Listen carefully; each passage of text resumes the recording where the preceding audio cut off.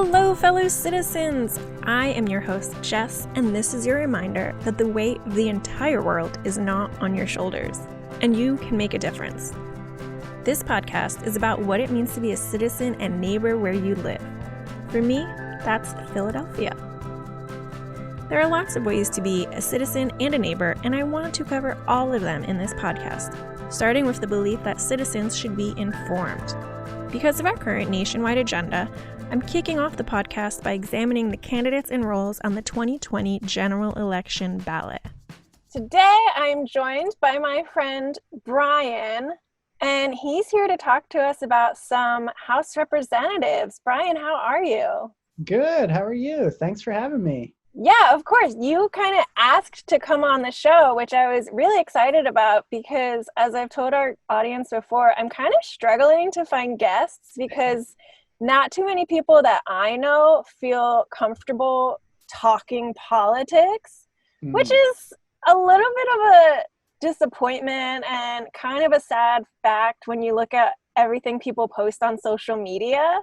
And I'm like, hold up, but like, so who is being real and who's just doing it for the likes? So Brian, are you just doing this for the likes? Sometimes. But no, I was super excited when you announced this because I just think the local politics does not get nearly the attention it deserves. And I've been super guilty of that as well. So I was excited to hear about this. And yeah, so that's why I volunteered. Good. I'm really glad to hear that because that's the point of the whole show is to kind of, I don't know if dumb down is the right word, but to put it in a bit more basic terms for everybody to kind of catch up on their local politics, whether that's like their city, their county, or their state, and it just gets bigger and bigger. But I know I've been having a really fun time like learning kind of the history behind the questions that are being asked of the candidates. Every once in a while they'll throw in like a bill or an act that I'm like, what the heck is that? I can't understand their answer unless I know that. So we always have to do a little bit of background. But do you feel like you have the time in your life to do this kind of research, or have you?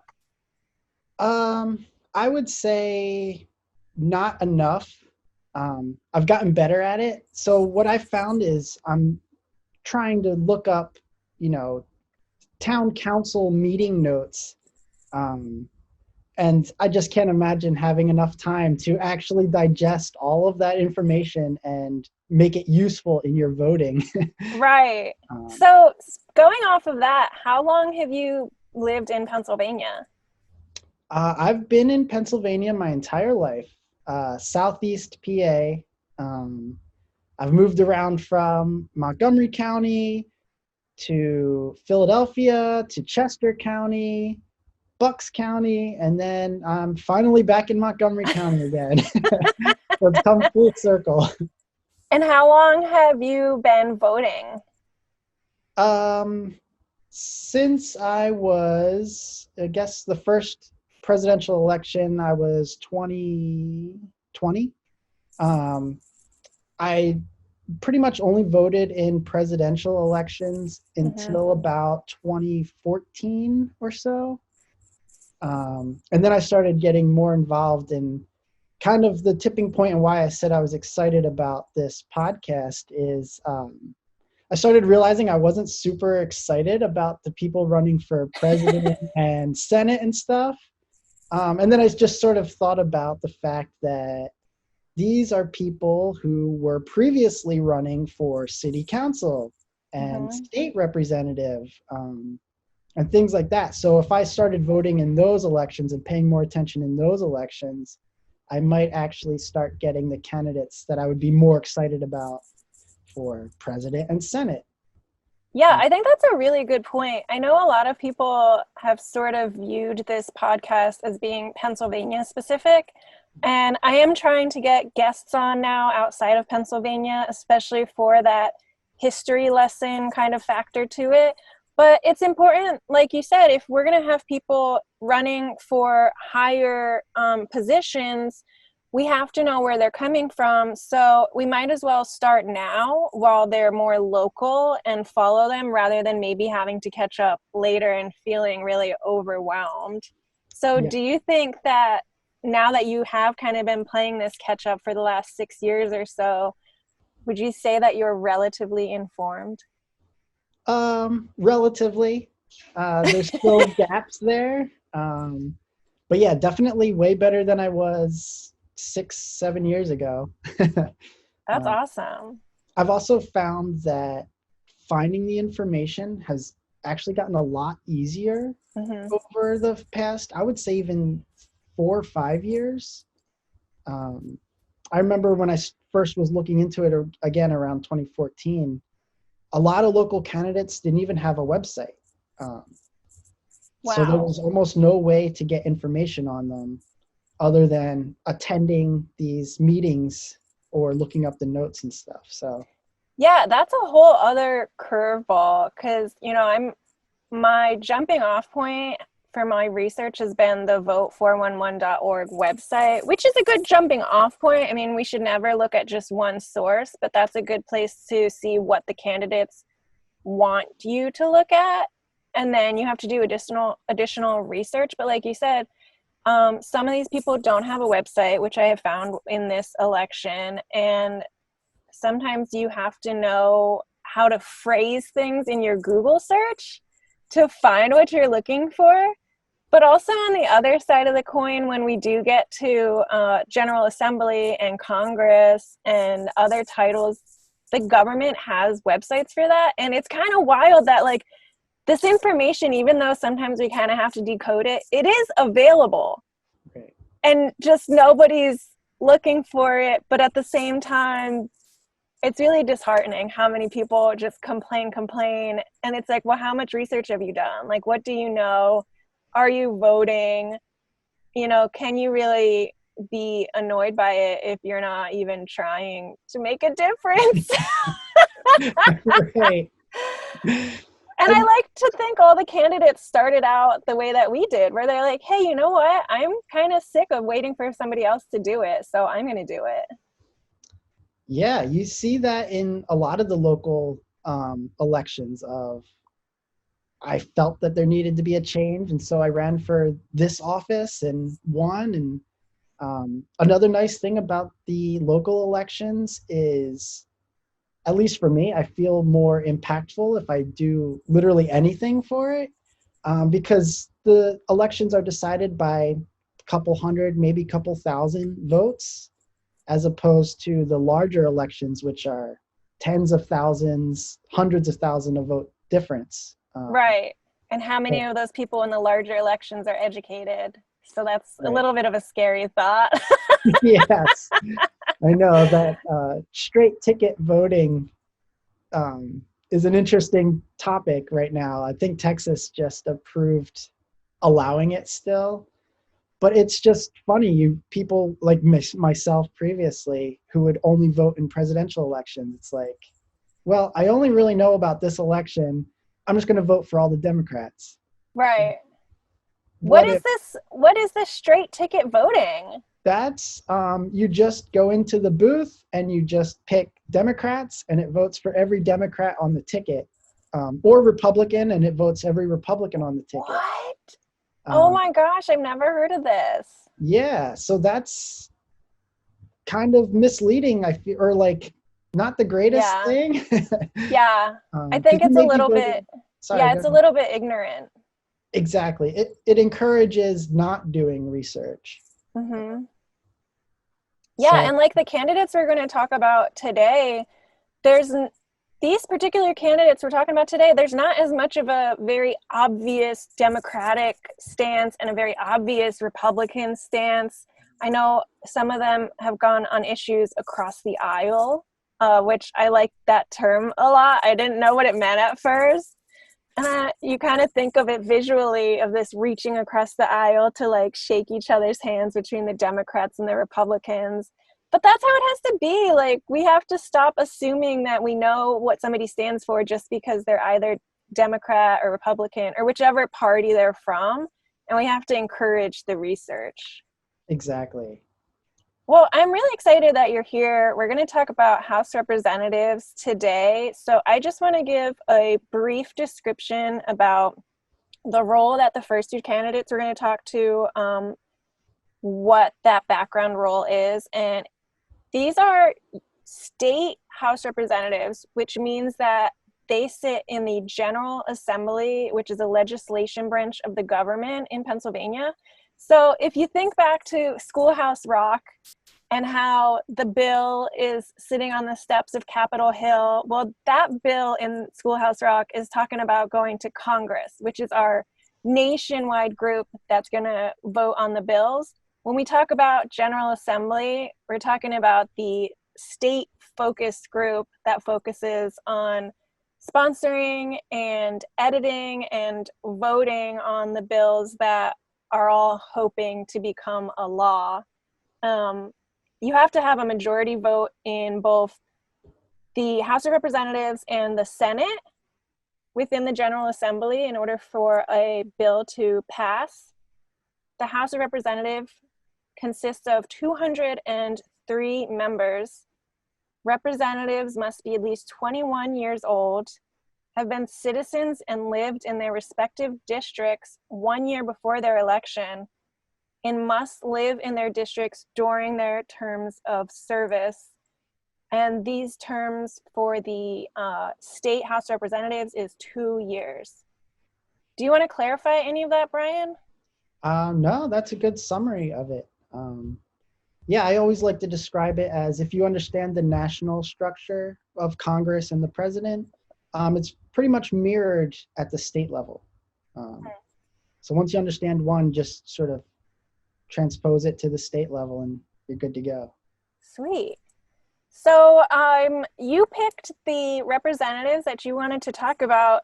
Can you tell us what district they're in, their names, and why you chose this district to focus on today? Sure.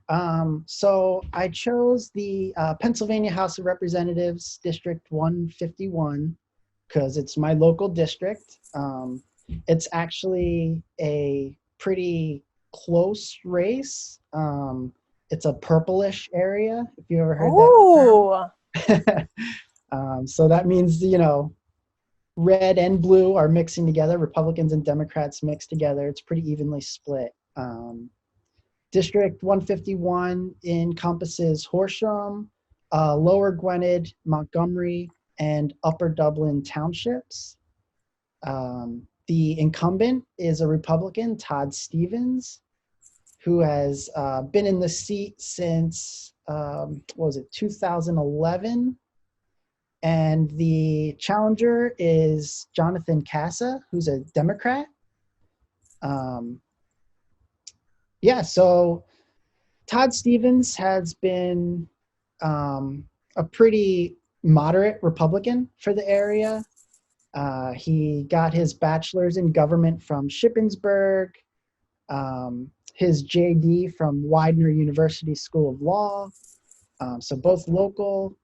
He was an assistant district attorney for Montgomery County and was an assistant United States attorney in the firearms unit, which actually goes into some of his issues of one of his big proposals was the red flag law in PA, which is through a court order taking someone's guns away if they're considered a mental health risk or domestic violence issues. It still goes through the court, but it provides a means to do that. And that was one of his big proposals, which, like we mentioned, is not a typical Republican stance. It's kind of an across the aisle, bipartisan supported measure. Do you know where that stands right now? Is that like in line to be voted on this year? The last I heard, it was stalled in committee. It never made it out of committee, which means it never got a vote on the floor from everybody. And it doesn't appear that it's going to be moving further as it stands right now. So they have to make amendments. Somebody has to change some of the wording maybe in order for it to be presented? Yeah, or win over votes in Congress. Okay.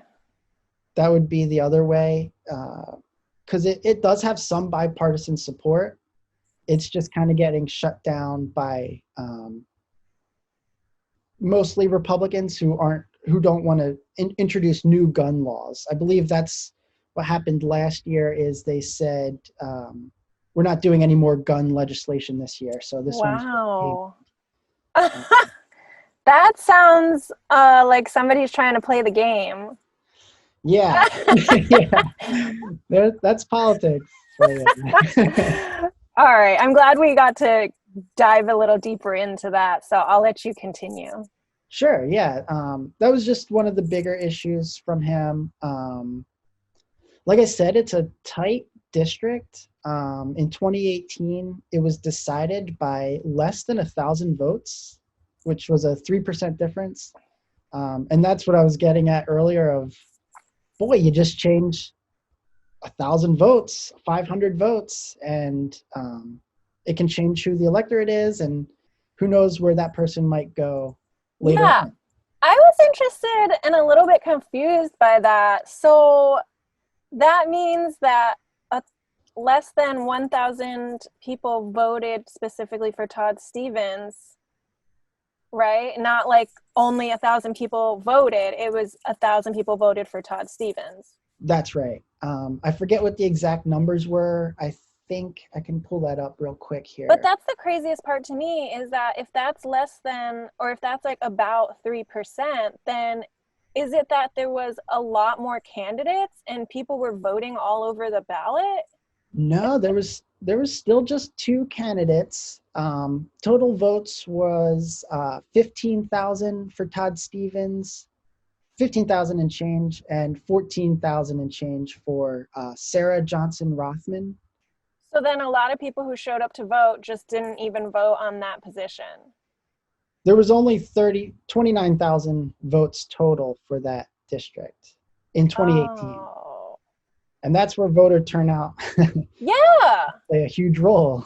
Oh, okay. So it's almost like, so it wasn't the full population. Right. Okay. Right.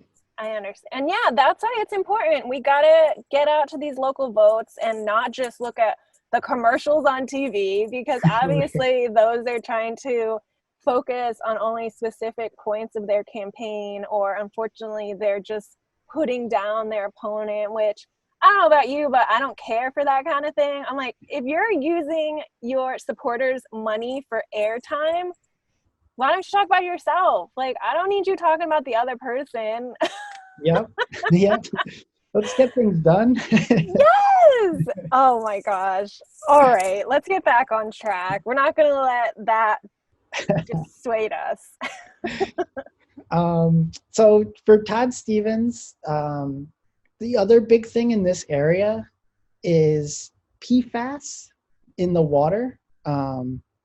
It's kind of a big political talking point in this area, because we had the Willow Grove Air Force Base, and condensed story is they were using a fire retardant that leaked into the water supply that contains what they call PFAS chemicals, which can cause cancer.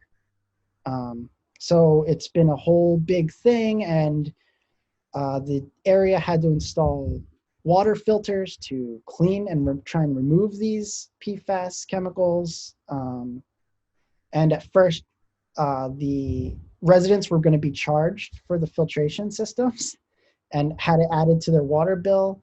And just recently, through work with Todd Stevens was important in, got that covered by the federal government. So wow. Yeah, the district is, got to be happy about that we're not paying extra on our water bill to filter out chemicals that were added by the military. And I think it's great that you brought this up, because like we were talking about with these campaign commercials, I know I've seen 1 or 2 commercials where they're talking about this issue, but in reference to Trump and Biden, which I'm like, well, but this is a local issue. So it doesn't first go to whoever the president is. Like, it has to start in the county. It has to be a state issue. And so that's what I worry that a lot of people don't understand is like, yeah, a lot of bills, if they are passed, could eventually get to the president to become a law. But when we're talking about state issues, you have to look at who's the closest to that issue first. Mm-hmm. I don't know, man. Yeah, if it doesn't get raised at the local level, it'll never make it up to the national level anyway. So it's so important. So you live in Montgomery County. So are you seeing dirty water? So you don't see it. Okay, because that's what they show in that commercial too. They're like brown water, there's chemicals. I'm like, wait, is that really what the water looks like? Yeah, no, that is a different problem, which does exist in other areas. Oh, okay. But yeah, for this particular issue, it's just chemicals in the water. As far as scary names go, they call PFAS forever chemicals because they never break down, or they break down over like hundreds of years. Mm-hmm. So this isn't something that's going to just go away. We have to actively remove it from the drinking water. And it has caused cancer. It's been recorded. There was a lawsuit. I'm not sure the status of it. I believe even Erin Brockovich got involved. Yeah. She's still doing her thing. Yeah, she's still out there fighting for That's not awesome. giving people cancer. Yeah. What a bold woman. Yeah, right. That's a bold stance to take. So yeah, it's kind of a big deal. When we first moved in, it was actually funny. We had a local politician come to the door, and as part of her spiel, she was saying like, I drink the water here. And we're like, oh, okay, I drink water too. It was an odd sales pitch, but later on we learned about the PFAS and all that. That's what she was trying to get at, but she didn't clarify anything. Exactly. And that's an interesting, it's something that I think a lot of politicians might not think to ask first when they're presenting themselves is, how long have you been here? Yep. Let's have a dialogue, which I'm sure she was just going door to door. Like she didn't have enough time to like come in and sit down for tea, but exactly. Which would have been great if she did. But you're recently back in Montgomery County. Mm-hmm. So how long have you been back in Montgomery County? It's been a little over a year now. And so were you in the previous county, you were in Bucks County? Bucks, that's right. So were you keeping track of the local politics there? Yeah, and they do have a similar issue. It's all connected since the water supply is pretty well shared and spread out. And in Bucks County, they had a similar thing. It just wasn't as big because right now I'm within a mile of the Willow Grove Air Force Base. So this area got it a lot. Yeah. So did you find that when you moved did you feel at all like, oh, now I got to kind of start over with my politics? Yes. Yeah. Because the next race I was going to talk about is actually from Bucks County because I had been so invested in learning at that point that I figured I'd bring that one up because it's a more interesting race and I already knew more about it. So yeah, I did have to kind of start over. And I think that makes sense too. Pennsylvania is a huge state. So we do have a lot of districts on both levels, both the Congress level and the General Assembly level. But especially in your surrounding districts, it makes sense to know what's going on there. And we'll talk about this in a minute, but there has been talk about rezoning the districts. So that might be a good idea to know those people too, because they could be considered your district next time. People move around. Yeah, the redistricting is a big topic. Yeah.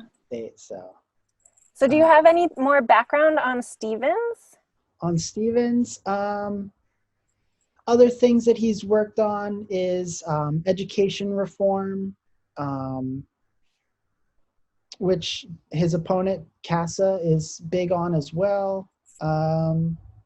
And the other thing I just wanted to note, he works on the Judiciary, Transportation, Consumer Affairs, and the Children and Youth Committees.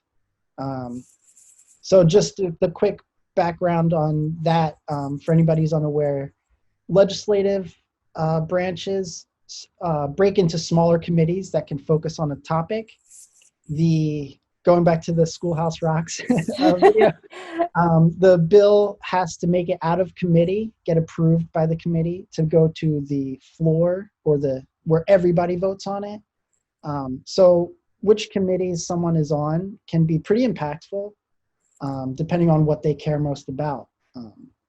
And yeah, the more senior you get in the legislative body, the more important committees you get assigned to. So I can play a role as well. Something to keep in mind.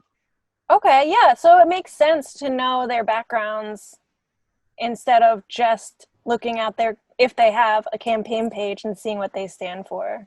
Yeah, exactly. Like if they're all about the environment on their campaign page, but they're not on any environmental committees, it's just less impactful.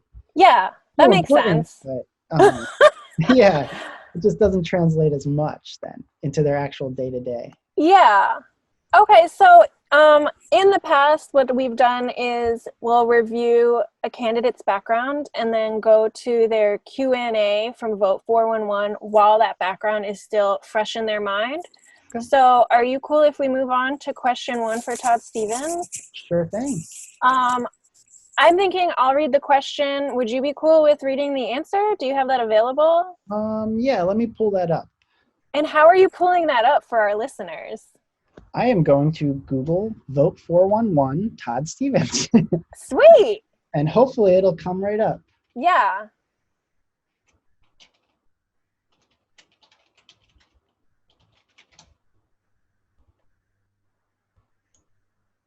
All right. Cool. Okay. So if this doesn't line up with what you're seeing, let me know. Okay. Question 1 says, access to the ballot box is one of the most important rights for a citizen. Although Pennsylvania recently modernized its election code, there are other reforms that would further modernize Pennsylvania's elections. If elected, what reforms would you support to ensure that all citizens who want to vote are able to securely, privately, and independently cast a ballot? And his response was, this session, I proudly voted for Act 77 of 2019 to offer Pennsylvania voters easier access to casting their ballot. Act 77 offers non-excuse absentee voting, mail-in ballots, and allows voters more time to register to vote prior to an upcoming election. In the wake of COVID-19, I believe we must ensure all Pennsylvanians can cast their votes safely without fear of exposure to the virus and support initiatives towards that end. Awesome. Yeah. For anybody who's never had to ask for an absentee ballot or a mail-in ballot, when Stevens says non-excuse absentee voting, they do ask you the reason that you're asking for an absentee ballot. And so this Act 77 is saying you shouldn't have to need an excuse to vote by mail. I also want to point out again, because this is really important, right now there is this idea of a naked ballot going around. So unfortunately with the primaries, for a lot of people, it was the first time that they were voting by mail. So I don't know if it's because they didn't read the instructions. It's really important to know the instructions, to know the rules of the game when you're involved in being a citizen. And so you get 2 envelopes. You get a secrecy envelope, which is what the ballot goes into. And then that secrecy envelope goes into your mailing envelope. And then when that gets to the poll workers, they'll take the secrecy ballot and the secrecy envelope out of the mailing ballot and put that aside to be counted later. So unfortunately, there's this debate going on right now that if you do not use your secrecy envelope, there's a chance that your ballot won't be counted. That's still being figured out right now, but the easiest thing you can do is just read the instructions. There's 2 envelopes for a reason. Don't throw envelopes out if it wasn't a mistake. Like, you got to look at it, and you have to sign the mailing envelope. So no naked ballots, okay? So about that, so messaging is so important. So I've been workshopping a little bit here. Oh, great. If you don't lick twice, it won't suffice. You got to have a rhyme, got to be a jingle, get stuck in people's head so that they'll remember. Oh my God, that's going to go viral. Thank you for that. Yeah, see? There might be some workshopping still, but we'll see. That was my first pass. That's great. That's a really good point. And that's the thing, is people want these, bite sizes of information. Unfortunately, we have a lot of, I don't know if lazy is the right word, but we do have busy people. Yeah. Who don't always have time to sit down and research. Unfortunately, a lot of people take things at face value. So I think it's good to have a jingle, Right. as long as people realize a little bit of the backstory and what they are supposed to be gaining from it. Yeah, because everything I've seen is like these diagrams and all this stuff, and it's like, no. It's not that difficult. No, it's really not. Honestly, when I first read it, I was confused because first, there's a lot of talk about things being rigged right now. So when I initially read these articles, I was like, oh my God, are they saying that people aren't receiving both of their envelopes? And I was like, no, wait, it's just people not reading instructions, which might be part of, literacy. Maybe they really can't read well. Mm-hmm. Maybe it's not in their language. So they tried, but they didn't do it correctly. So I don't think it should have to be an argument. I mean, now maybe this is getting too personal. I don't think it should have to be an argument of like, we should count the naked ballots. No, just tell people to use both envelopes. Right. So can you say that one more time for us? Oh, if you don't lick twice, it won't suffice. Awesome. I love it. All right. We're going to go on to question 2 for Todd Stevens. I got it stuck in my head. While there have been some positive legislative actions recently, partisan gridlock in Harrisburg has taken its toll, and many people feel that Pennsylvania's state government is dysfunctional. What types of reforms, if any, would you support to make the legislative process in Harrisburg more effective? And Todd Stevens' response was, I pride myself on being an independent leader, delivering real results for my constituents. To deliver these results, I routinely work across the aisle.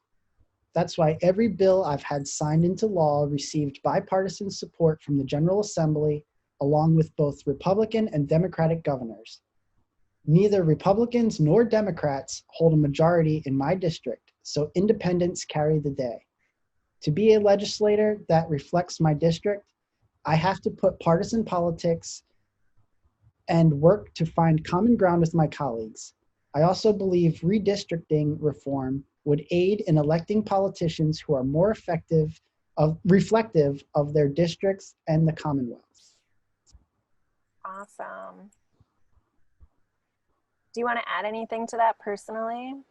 No, other than his description of the bipartisan district is accurate and makes it a really interesting area. Mm-hmm. You see signs for both sides all over town. So I like that. I mean, I know on one hand it can be a little bit worrisome because you're like, oh gosh, like who's everybody else voting for? Are they voting for the guy that is competing with my guy?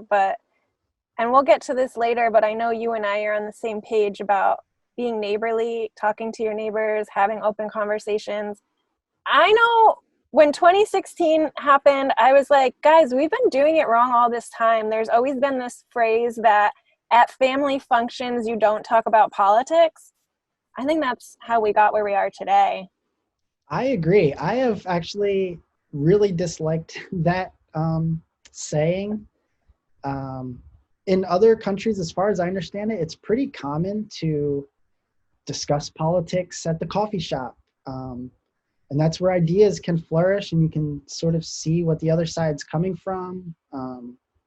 Yeah, it's more about civil conversation.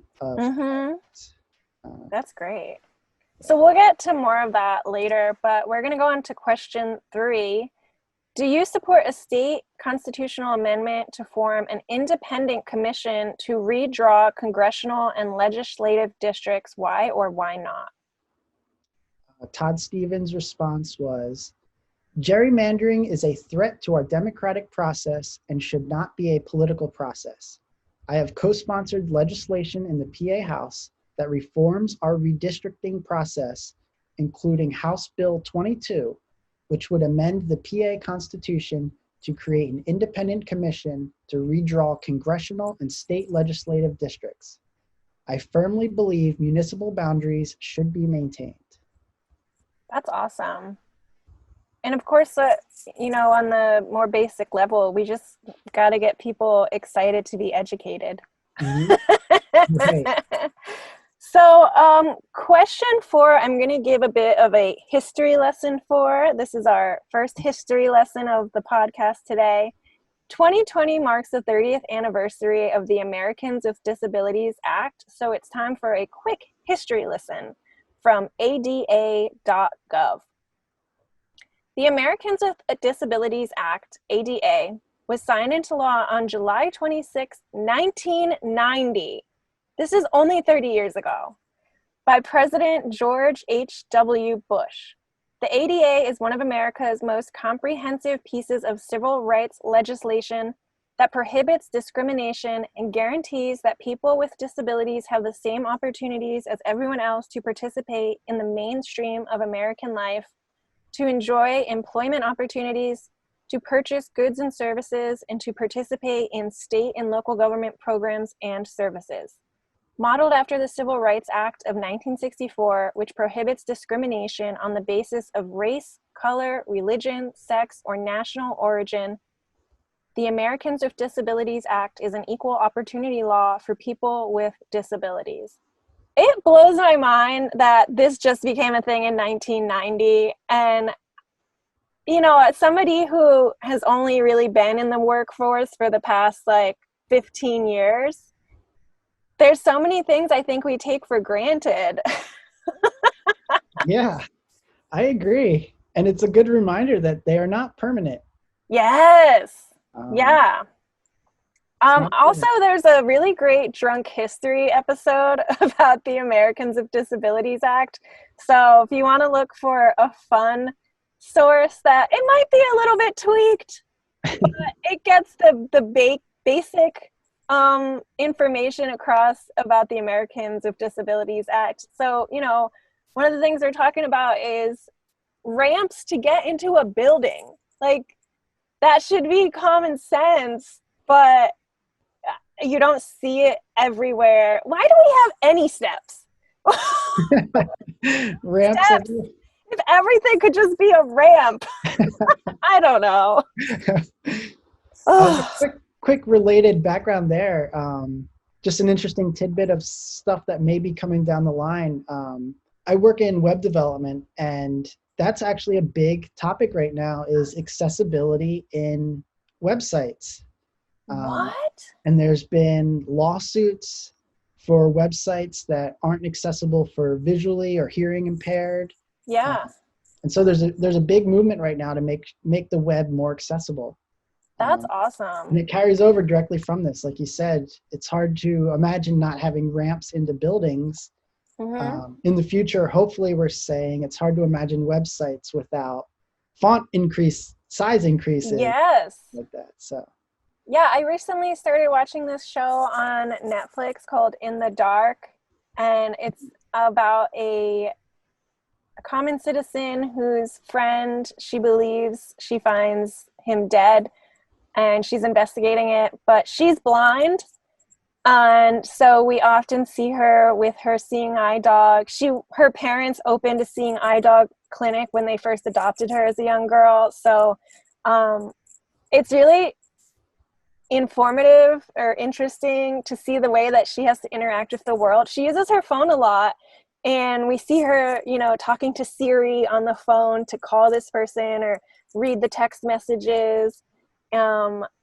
She has like software for her computer to dictate everything that's on the computer, which is really interesting. It's just, you know, things that we don't think about as fully capable people, you know, between difficult vision or being impaired to hear, because, you know, unfortunately, when I think of ADA, I automatically think about people in wheelchairs because that's kind of the little symbol that has been associated with handicap.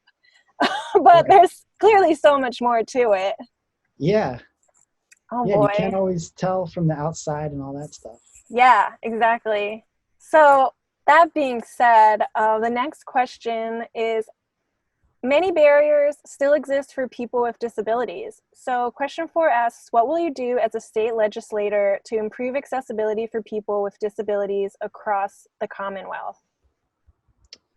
And Todd Stevens' response was, since taking office, I have voted every year for increased funding to support Pennsylvanians with disabilities.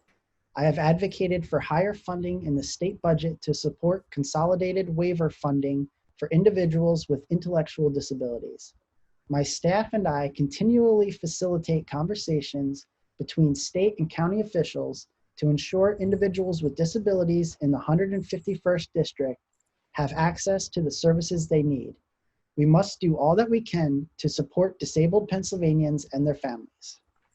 That's awesome. I think that's a great note to end on for Todd Stevens. Yeah. So we're going to backtrack and we're going to go to his, how do you call it, competitor? Yeah, his opponent. Opponent. Yeah. Do you want to give us some background on Jonathan Kassa? Sure. Have you met this guy? Has I he have not come to your door? No, I haven't met him, but they. Whoop.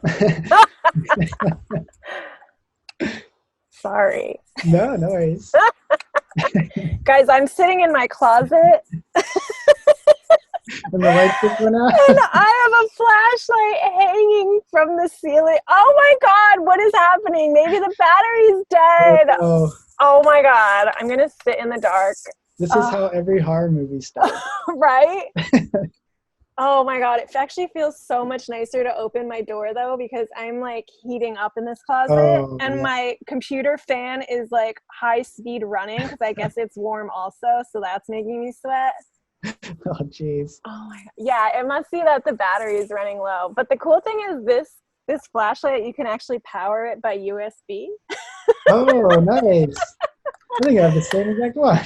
Oh my God. Oh yeah, we got this as a present from our uncle to keep in the car. But it seemed nifty for this because it has a little hook to hang it. Yeah. I'm not going to worry about that right now. I don't think I'll lose too much sound quality by keeping the closet door open. So sorry for that diversion. Let me just get a little bit adjusted here. Okay, sorry. Go on about Jonathan Kassa, please. Yeah, so just a quick background. They've been campaigning aggressively in the district. I think the state Democrat Party views this as a winnable seat, so they're really investing a lot. Jonathan Kassa graduated from Penn State University with a degree in history, and he has his master's degree in public administration from Villanova. So again, two state schools, in-state schools. He currently is the director of the North Penn School District Board. He serves as chair of the Facilities and Operations and the Safe Schools Committees. So he's been very active in school board and education-related things. Something that was kind of cool that he was a part of is North Penn School District transferred from diesel school buses to natural gas school buses.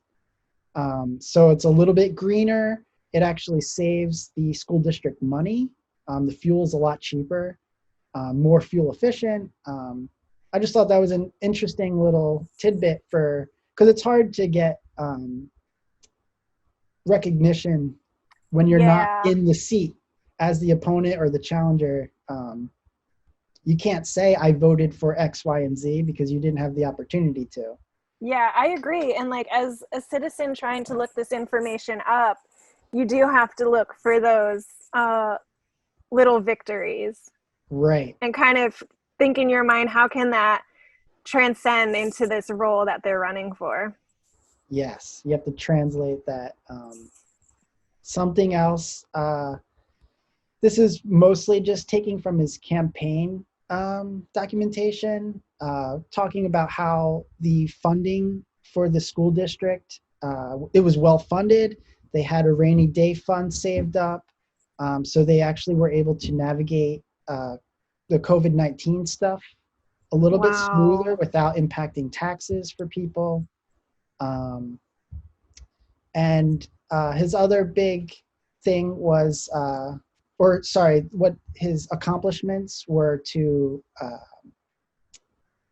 he led transformative initiatives in comprehensive school safety strategies, innovative taxpayer relief for seniors, full day kindergarten, and investments to improve the climate of learning and quality of facilities across the district. So yeah, you can really see that education is his strong suit. It's an interesting race.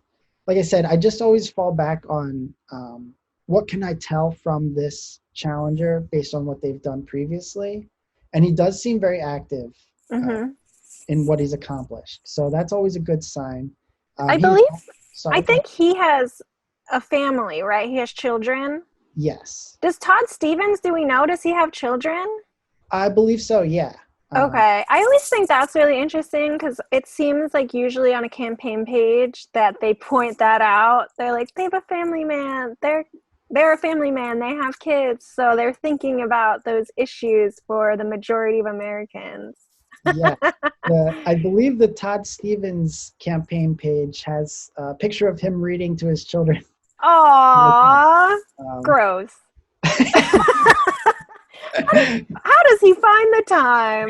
yes. I mean, that's crazy too, to think about, I think a lot of people assume when you have a certain title that takes up so much of your time, but when your title, so like we talked about Attorney General and Auditor General recently on the podcast, and we know that that title is somebody who has a team of hundreds of people underneath them.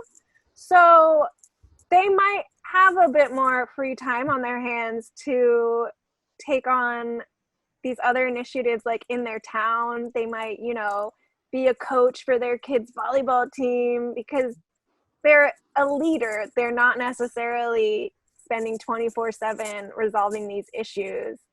And so with these roles, it's a little bit different.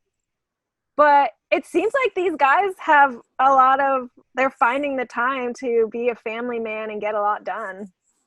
Yeah, it's I don't know where the line gets drawn, but I know as you move up the ladder, some of these positions are part-time.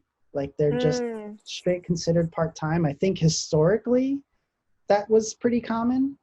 So yeah, there's time to go around, and how they fill it can also be insightful. Yeah.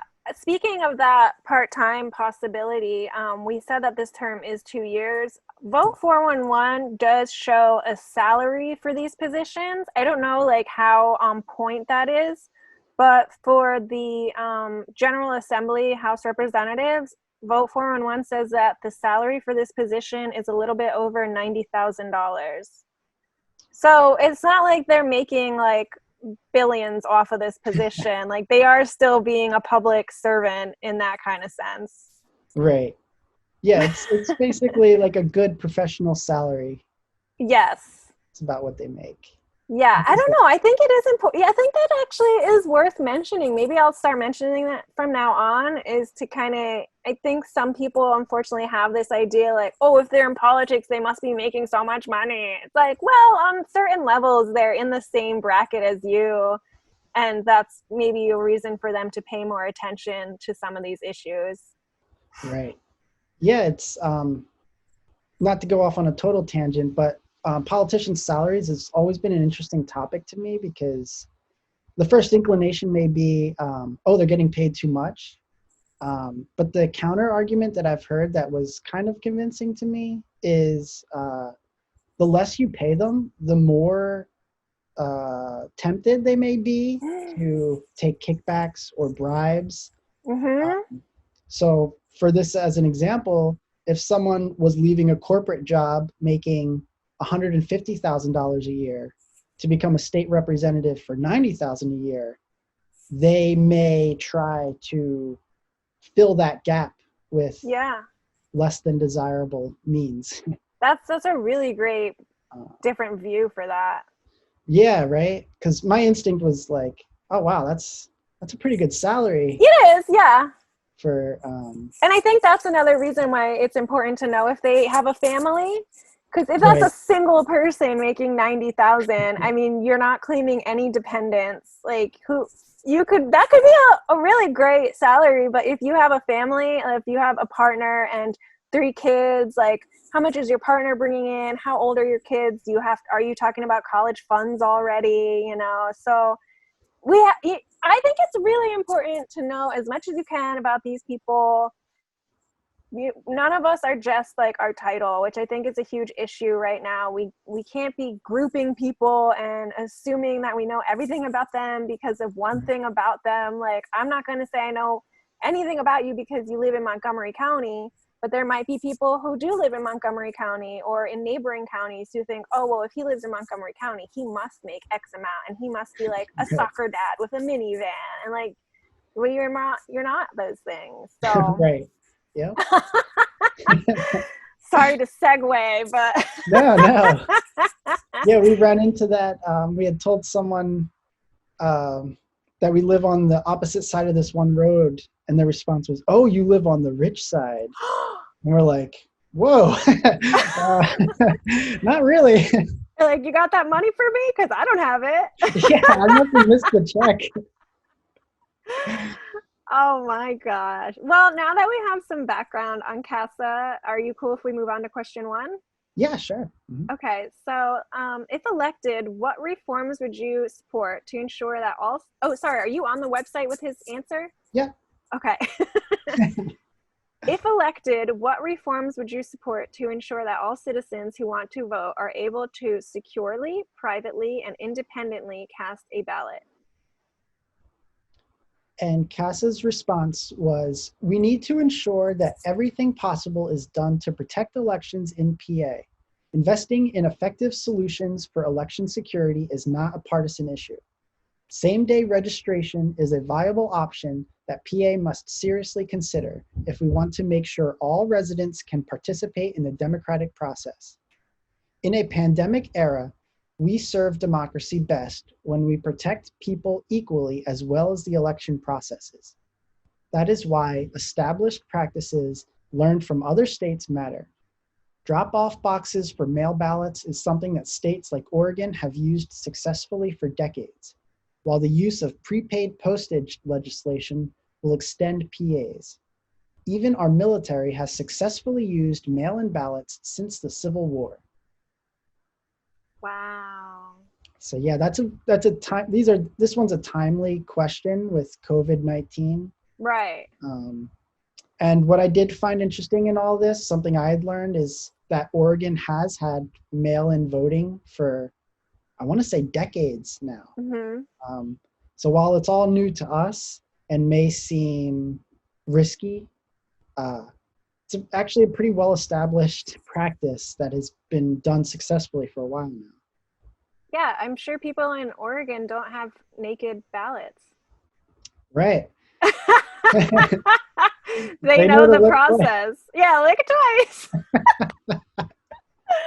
Oh gosh. I think that both Kassa and Stevens gave really great answers. They answered the question, which I think is really important because as we've seen with some previous roles that we reviewed, sometimes the candidates I don't know if it's because they don't understand the question or they just don't have an answer ready, but they kind of dance around a proper answer and just say, well, I know that the person who's currently in office isn't doing a great job, and so that's why I want to take over. And they're not doing that here. Like, these are very thought out, respectable answers, I think. Yeah, and I like that they both agree that it's a bipartisan topic. Yeah. It's not a divide. We all agree, so let's do it. Yeah. So question 2, what types of reforms, if any, would you support to make the legislative process in Harrisburg more effective? And Jonathan Kassa's response, most Pennsylvanians aren't aware that there isn't a limit on the amount of money PACs and individuals can contribute to a candidate's campaign, devaluing the democratic process in favor of corporations and special interests. People, and not corporations, need to have a voice. We also need to control spending.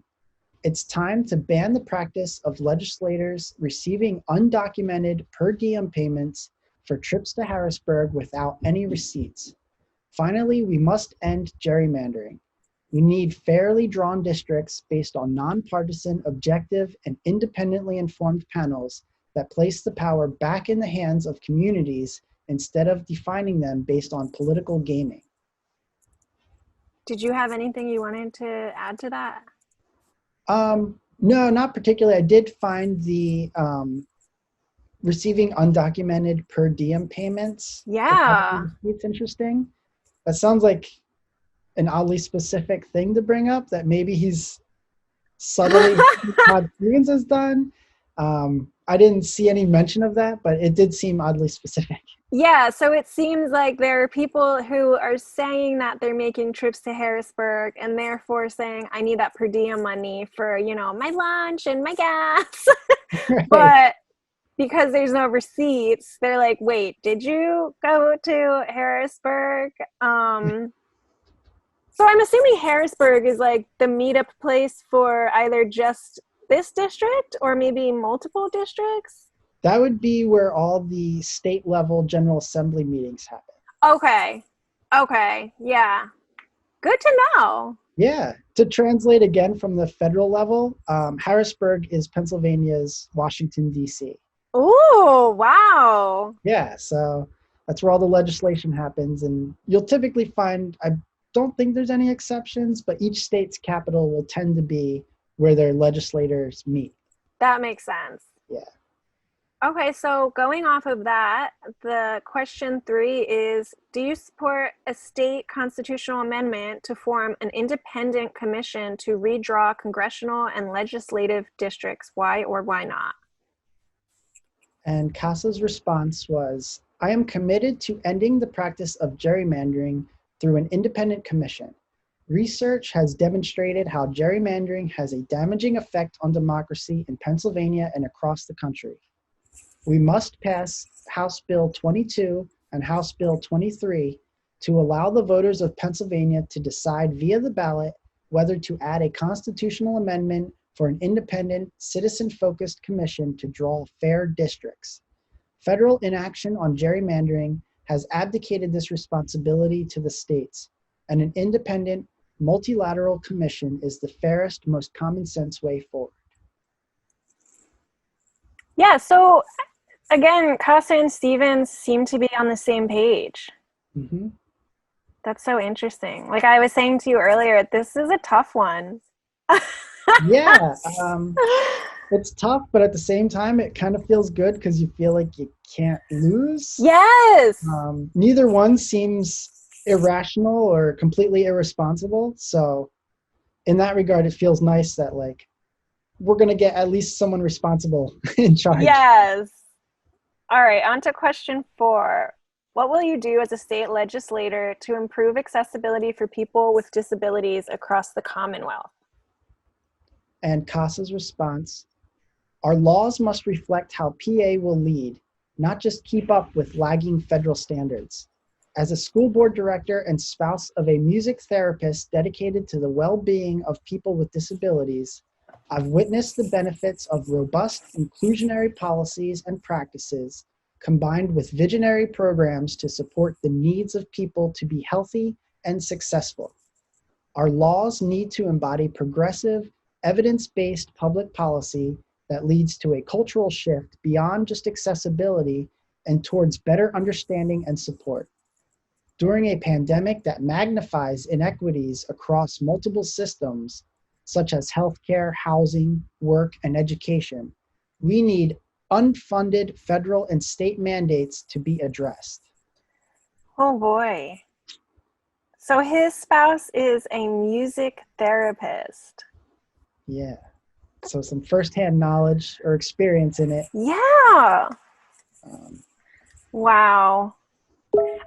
So I've said previously that I always find it really interesting, the people who are not the incumbent that are running for this position, to see their background experience.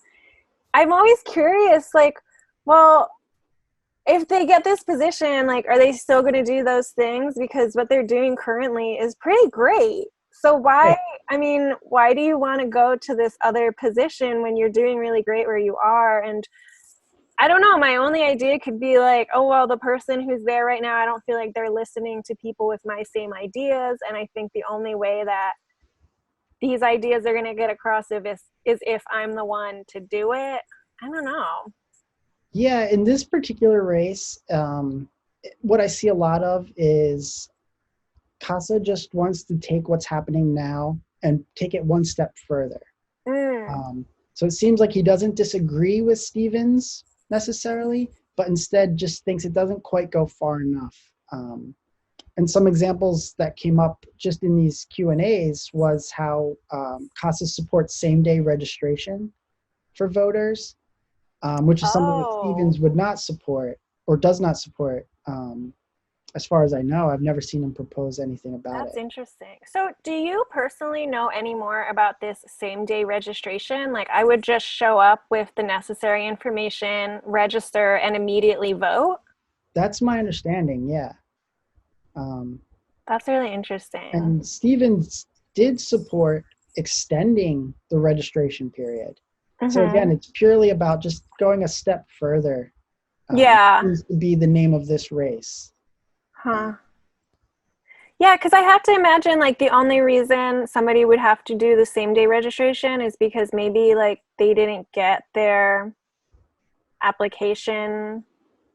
I don't know. Like, why would you do it same day? Why wouldn't you do it ahead of time? I guess because there's just barriers that are out of your control. Yeah, I think there's definitely barriers. I always try and keep in mind how some things that seem simple or easy, like I think you have to provide one way to do it is to provide a driver's license number to register to vote online. If you don't have a driver's license, that's one extra hurdle now.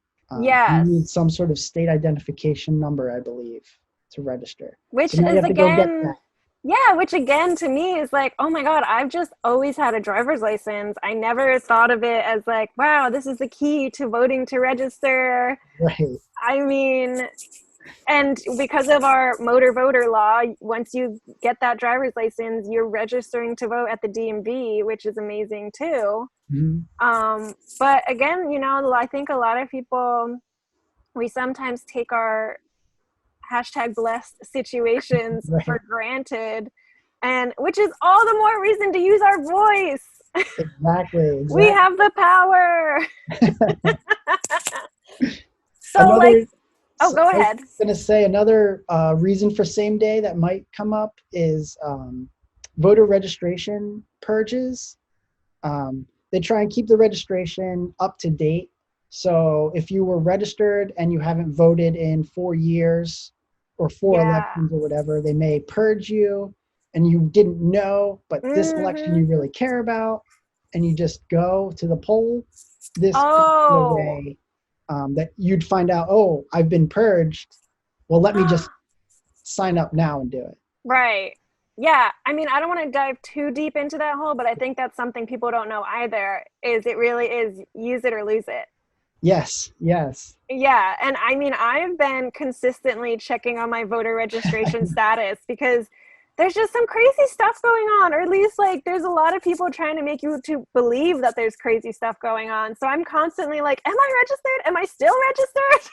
Exactly. It's one of those, it never hurts to just check in and make sure it's still the way you intended it. And PA has a closed primary, so your party affiliation determines which primary you get to vote in. Mm-hmm. So that was the other big thing, is make sure that your affiliation didn't get changed or cleared or whatever, because then you wouldn't be able to vote in the primary. Yes. So yeah, just something to keep in mind. Yeah, I didn't choose a party until after the primary because I was really disappointed that I didn't get to vote. And I was like, wait, so I could vote for Democrats if I became a Democrat, or Republican if I became, quote unquote, became Republican. Right. Otherwise, I just have no say. And so it's a hard decision. And I think this is probably controversial. I can't get too much into it. Like, I haven't been prepared to talk about this, but I think it's interesting how many people don't want to choose a party when if you do choose a party, you're getting more power. Yeah, that was actually around that 2014 mark. I had been independent prior to that. And so I didn't really get to vote in any primaries. Yeah. Do you want to say anything as to why you were independent? Yeah, so I don't mind speaking about it. It's hard to describe. I was just kind of all over the place, political spectrum wise. I had libertarian ideals at times, far left democratic ideals at other times, and even at the same time, but on different topics. So I didn't really feel that either party was a close enough representation of my political views. Right. And so I just registered independent. And yeah, I tended to vote all over the map. And yeah, just recently I registered as a Democrat purely to get access to the primaries. Yeah, I agree. That's 100% what my story is like, I felt like if I was choosing a party, that I was saying that I will only ever vote for that party. But so yeah, I'm not saying it's fair, which I hate that word fair, like whatever. But I'm not saying it's fair that you have to choose a party in order to vote in the primaries. But again, if you do, then you have say. So I don't know, it's something worth considering. Yeah. Right. So jumping off from that, you have more candidates you want to talk about. Yeah. So the next race is at the U.S. Congress. It's Pennsylvania 1st District. And it's actually, it's a super interesting race nationally. I think it's considered one of the more likely seats to flip from Republican to Democrat. Wow. So there's been a lot of, again, resources are being spent here from the Democratic side. And going back on what Kassa and Stevens were talking about with redistricting, the congressional districts in Pennsylvania were just redrawn in 2018. And this is one of the impacted districts that switched from the 8th district to the 1st. Oh my gosh. So yeah, this is just a new number. It's generally the same district it had been when it was the 8th district. Okay. And this one is interesting. The incumbent is Republican Brian Fitzpatrick, who actually took over the seat from his brother, Mike Fitzpatrick. Whoa. Yeah, who had been there, I want to say since 2010 or so. I forget the exact time that he started, 2008 maybe. And his brother was a big believer in term limits. And so he willingly didn't run again in 2016. And unfortunately, Mike Fitzpatrick actually passed away this year from cancer. Oh my gosh. So yeah, Brian Fitzpatrick is his brother.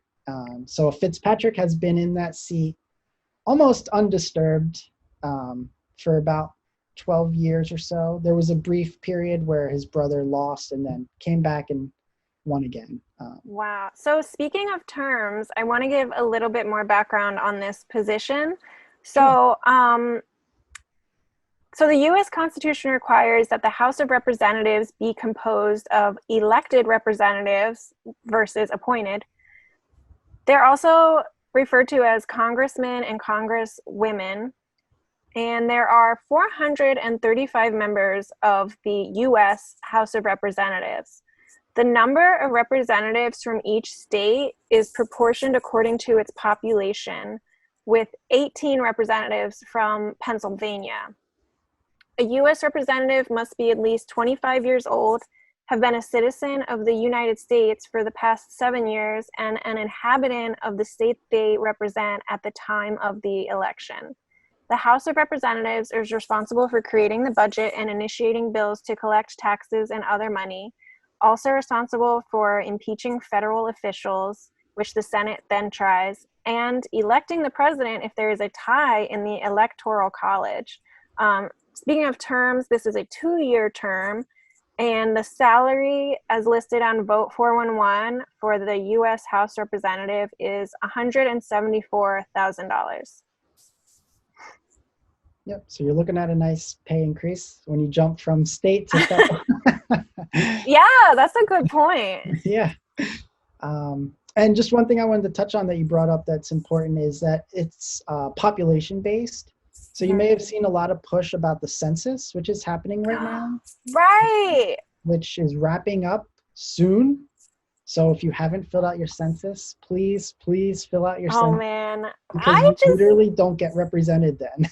I find that whole thing so wild, and it's another one of those things where like you think like a little, some people are very much about like Big Brother is always watching, and so I just assume like people know that I exist, people know where I live, like they know how much I make, but I don't know, you gotta fill this out so people still know where you are. And like we said, like not everybody has a driver's license. So not everybody is filling out government forms saying where they live and how long they live there. And then some people move and don't register that anywhere. My husband has been in Philadelphia for 15 years. He just changed his driver's license to Pennsylvania 2 years ago from Delaware. So Delaware's census was all screwed up because of him. And who knows how many other people. But yeah, I mean, and we got our census form back in like late January, February. Yeah. I filled it out that day and sent it back. So, you know, COVID really like extended a lot of things because it's the same with our taxes. We did our taxes back in February. Yeah. And there was still people after April 15th who were like, oh yeah, I gotta do my taxes. And I'm like, wait, what? Like, wasn't that done? And so with the census, you know, they pushed the deadline, and I'm still getting like phone calls and text messages from representatives or whoever saying like, be sure to do your census. And I reply to all of them. I'm like, I sent my census information 7 months ago. Yeah. What is everybody else doing? Like, it's kind of good because there's some people who are struggling with an income right now that are able to be census workers. Yeah. So when you see people walking on the streets, they're not necessarily solicitors. They're not, you know, asking to sell you something. They just want like a little bit of information. It's not that big a deal. Ugh. And they're actually providing like a really important service. Yes. I mean, the census is so important. And yeah, there's the privacy-minded people who, you know, every 10 years they run the census, and you always hear stories about people harassing them, telling them to get off their private property. I think it's wild that it's only every 10 years. Like, just send me the form every year. I'll do it. Just mail me a form once a year. How difficult is it? Like, we do ballots once a year for whatever, whether it's here or there, whatever office, we're always voting on something. Like, how difficult it is for you to do a census form. I don't know. Right. See, I'm learning so much that I'm like, I want everybody else to learn it so that we can all like have this information and then be able to make all these decisions, you know? I don't know. Yeah, it's so important. Oh boy. So let's get back to District 1. Sure. So Brian Fitzpatrick, he his previous job was at the FBI. He was a supervisory special agent with a focus on fighting political corruption and supporting global counterterrorism efforts. So he comes from the law enforcement side of things.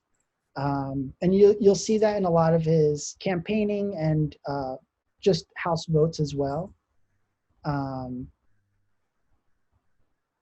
The thing that I learned actually just recently, even having lived there previously and done research about him, was that he was in the anti-corruption. He worked in anti-corruption at FBI.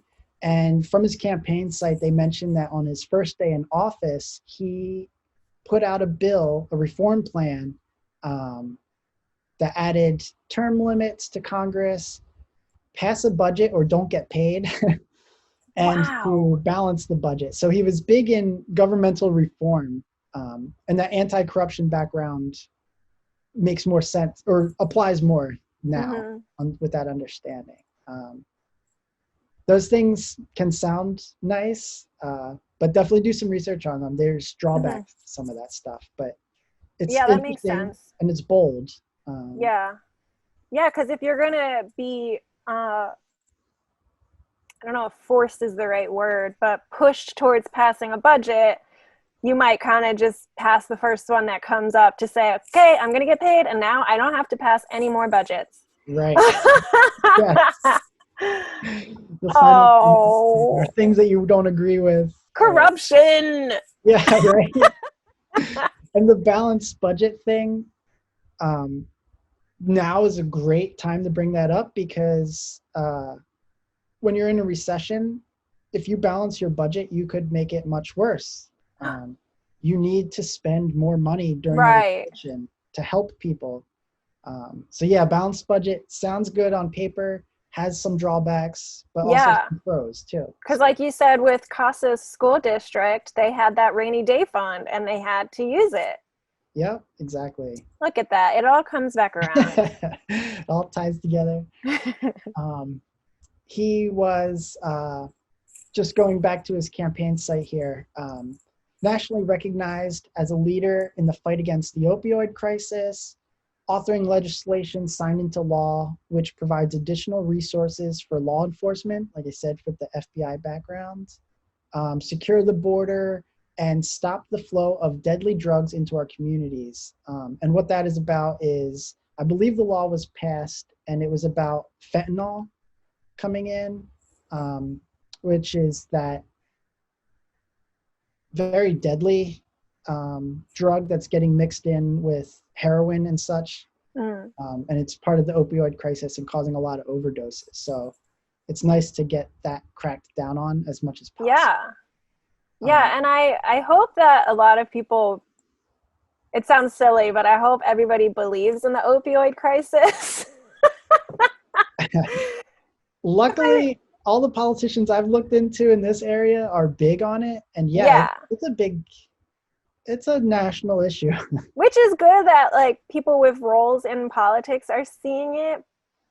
I hope that the everyday people are believing it, because sometimes if you're not living amongst that, you don't believe it. And I've been in Kensington here in Philadelphia, and it's, you know, people do live there. That's their home, but it's a scary place to go because a lot of people in that area are just doped up on I don't know what. And if you need a dose of reality, go to Kensington and walk around there, and you'll see people walking around like zombies because they're just drugged up and there's needles everywhere. And so it's worth looking into to fully understand the opioid epidemic or pandemic, whatever you want to call it.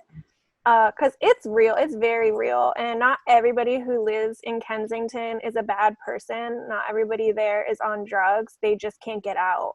So I think it's really important that when people with power are talking about it, that they're going and having the firsthand experience too, not just reading about it. Right. Yeah, I think that's super important. It's to consider these are people. I think sometimes you hear heroin addict and you just draw a caricature in your head of what that is and discard them. But these are real people with families that are dying. So yeah, it's really important to address that, and it's spreading like crazy. Yeah. Hopefully we're getting it under better control now, but yeah, it's an important topic. Oh boy.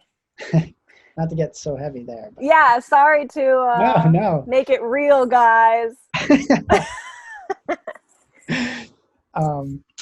For Brian Fitzpatrick, like I said, these districts are purplish, and the Georgetown University's Lugar Center, they rated Fitzpatrick as the most independent first-term lawmaker from the 115th Congress, which was from 2016. So he's been nationally recognized as an independent politician. He's not just following party lines. As part of that, what you see in his votes is he actually voted against impeaching Trump. So that was him following party lines in that regard. But he also voted against repealing ACA, which is the Affordable Care Act or Obamacare. Quick breakdown on that is Obamacare was passed in 2010. Most of its provisions didn't get fully implemented until 2014. It's a highly controversial bill, both during its development and afterwards. Republicans have been trying to get rid of it pretty much since inception. So it's kind of a big deal that Fitzpatrick would not go along with that and actually supported it. Its main goal of the ACA is to get more people on health insurance. Some of the key provisions that accomplish that is that insurers must accept patients with pre-existing conditions without charging them more for it. And you'll hear that in conversation talked about as the pre-existing conditions coverage. The other big one was the individual mandate. You'll hear that discussed, and that was basically a fine on anyone who didn't have health insurance. Again, the idea there being get more people on health insurance by using the stick, I guess you could say. What? The carrot and the stick. Oh. You give them a carrot to entice them with something good, or use the stick to punish them for something bad. Oh, I thought you meant like that's more people than we can shake a stick at. No, sorry. That's one of my favorite is you give them a carrot or you give them the stick. I've never heard that. Yeah? I mean, I've heard of the carrot, obviously, and I know the carrot's on a stick. Yeah, right. Wow. Yeah, it's one of I have those phrases that I use probably too often. So that was sort of in punishment to entice getting health insurance. That was actually pretty much eliminated with the Tax Cuts and Jobs Act of 2017, which I'll talk about next. Okay. And that reduced the fine or the tax for not having insurance to zero. So okay. we pretty much got rid of that penalty. The individual mandate is basically non-existent now. And then the last thing for the ACA was the health insurance exchanges, which probably heard a bunch about. That's the healthcare.gov. It's the online exchanges to make it easier for customers to find and buy health insurance. Okay. Again, to achieve that goal of getting more people on health insurance. Yeah. So since they slashed that fine or tax, it's less reason for somebody to sign up for the health care. Right. Yeah. There's no, well, the drawback is you don't have health insurance and then you need it. Yeah.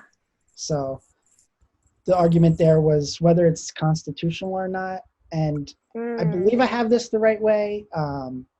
It actually went to the Supreme Court, and the distinction came down to whether it was a fine, which would be unconstitutional, or a tax. And Wow. the court allowed it to be called a tax, even though, in my opinion, it's pretty transparently a fine. Yeah. But if you have filed your taxes recently, you'll notice that they ask you now, did you have health insurance for this year? And you have to say yes. And I believe you have to provide proof of it. And the Yeah. reason for that is you would have gotten fined for not. Okay. So that's just a little background on that. Thank you. And yeah, Fitzpatrick voted to keep ACA, which is kind of a big deal, like I said. Again, showing the bipartisan support. And then to show his Republican side, again, siding with Republicans, I should say, he voted for the Tax Cut and Jobs Act of 2017. These will probably just be referred to as the tax cuts or the Trump tax cuts, something like that. The main objective of that act was to reduce corporate and individual taxes. The big cut was from corporate taxes, which went from 35% to 21%. So a pretty big cut. And the idea being it'll spur job growth, things like that. It's still early. I don't want to judge things too soon. Yeah. But it hasn't done that yet. What does that mean? Say that again? What does that mean that you said it would spur jobs? What? Yeah. So the idea, the thinking is if my taxes went from 10 million to 5 million, I now have $5 million more dollars to spend as a corporation. So the thought is I will spend that on hiring or building a new plant that'll create more jobs, basically producing more. I so see. far, what has been found is it was used for stock buybacks. So shareholders benefited from it. I don't want to get into the whole stock buyback. Yeah. I just was curious what you meant by the more jobs. I'm like, how could this give more jobs? Yeah, it's basically the corporation gets to keep more money. And the thought is they'll use that money to be productive. Okay. And that could create jobs in that way. Then individual taxes also dropped. Most brackets got a 3-point drop, 3 percentage point cut in their taxes. The big thing for most people is the standard deduction doubled to $12,000. And that is what most people will take, is the standard deduction. It basically just lowers your bracket by that many dollars. And that went from about $6,000 up to $12,000 for the individual. And then one topic that was talked about a lot was the limit on local and property tax deductions. And the reason it was brought up is it was kind of politically motivated, or you could assign it political motivation in that high tax areas would be hurt the most by this. Because previously you could deduct all of your local taxes from your federal taxes, from your federal income. Okay. And they put a cap on that. Now the thing is, it does really only impact pretty high earners. You have to be paying a lot in local taxes and property taxes to hit that limit. So that's a good example of politics and media maybe blowing up something that isn't as impactful to individuals, broadly speaking. So yeah, that was an example of Fitzpatrick more being on the Republican side of things. So you could see 3 big votes. 2 were pretty Republican standard. 1 was not the Republican standard. So yeah, he's in that moderate Republican group. Okay. Race, pretty interesting. Yeah. So now that we have some background on him and while that's fresh in our mind, let's go to the questions. Are you ready for that? Yep.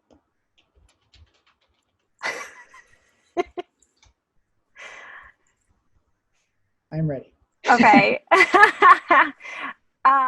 And we talked about candidates for this position on last Friday's guested show. So for the listeners, these questions will sound familiar. Question 1, what would be your top priorities as a U.S. representative over the next 2 years?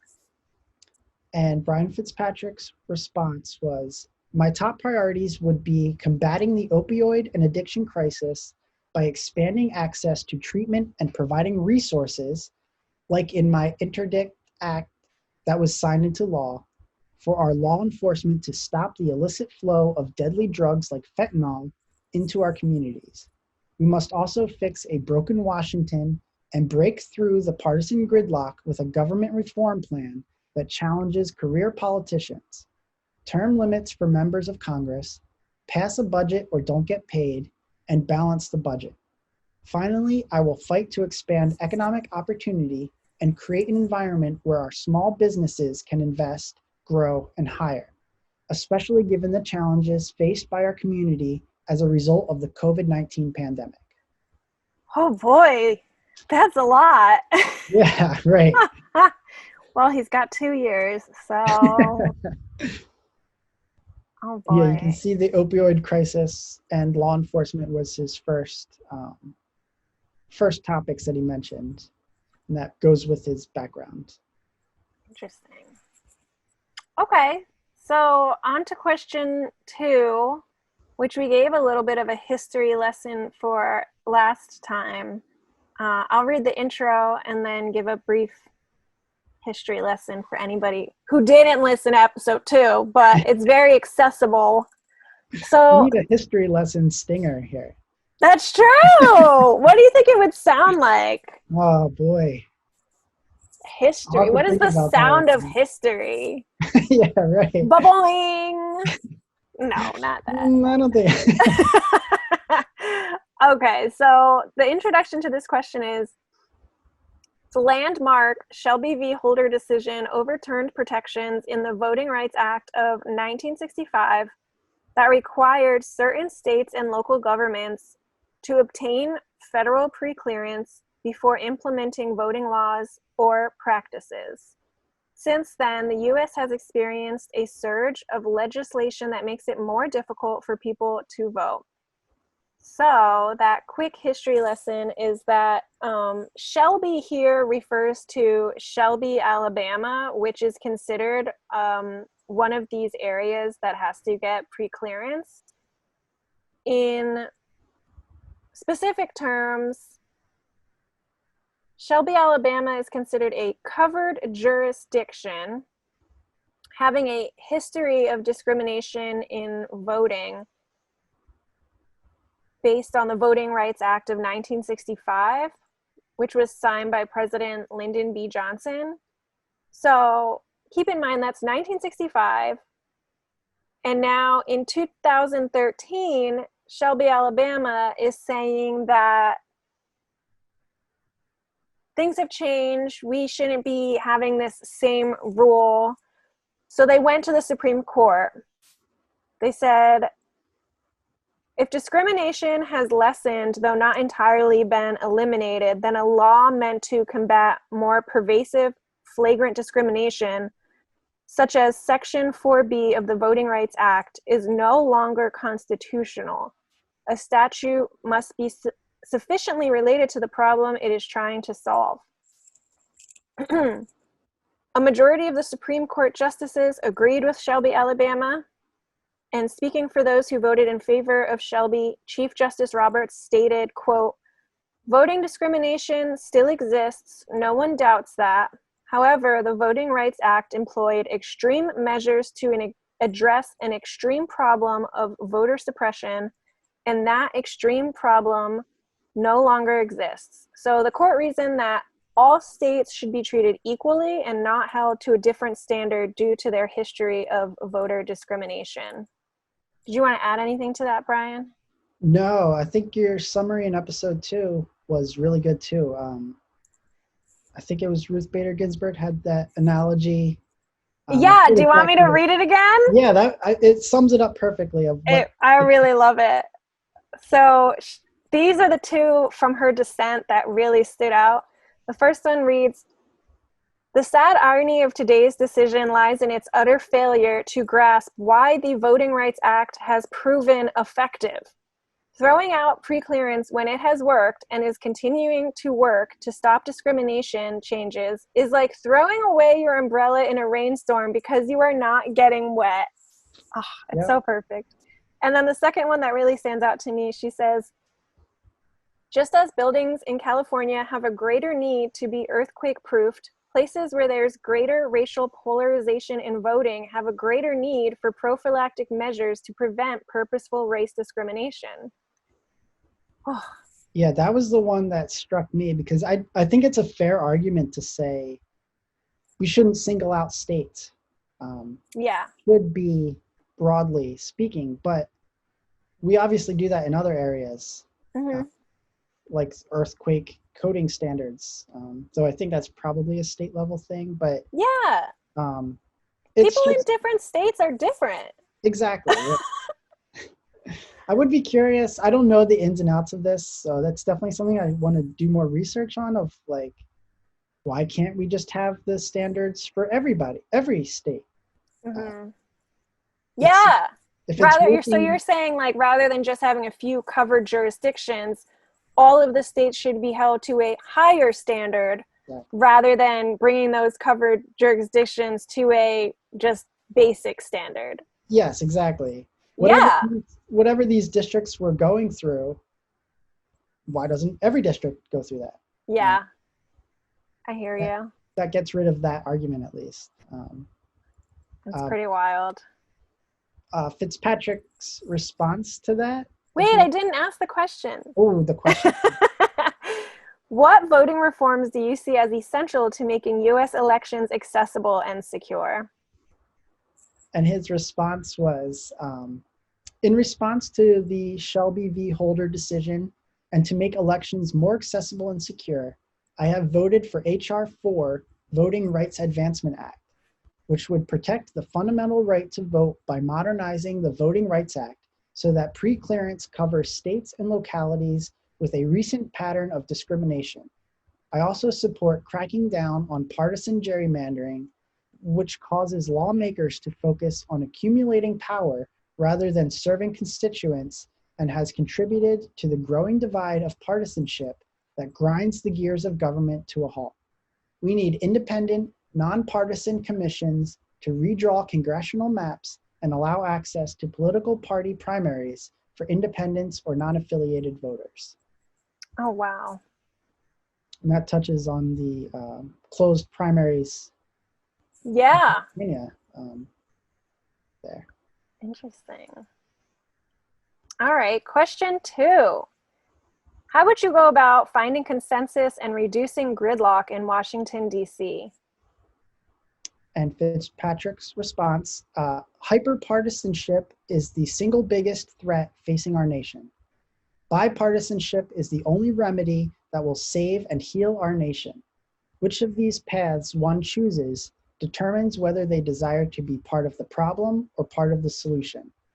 If one chooses partisanship and condemns those who think differently, they are part of the problem. If one chooses bipartisanship and seeks to build bridges with those who think differently, they are part of the solution. As the #1 most bipartisan member of Congress in the entire nation, earning the highest bipartisan score ever recorded in history by the Lugar Center, I will continue to choose the path of bipartisanship and problem solving because I love the USA, the great country on earth. The greatest country on earth is what is supposed to be there. Those are some good words, I gotta say. Yeah, that's really big picture. Get some epic imagery there. Yeah. And I just want to apologize if I'm saying the Lugar Center wrong.